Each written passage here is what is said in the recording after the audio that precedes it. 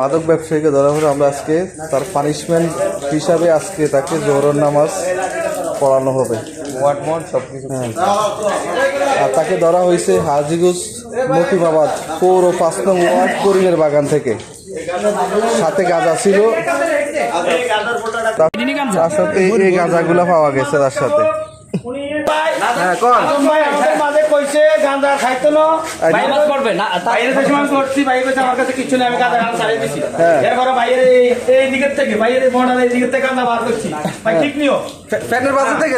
ঠিক আছে, আল্লাহ ওনাকে কবুল করুক এই ধরনের খারাপ পথ থেকে ওনাকে।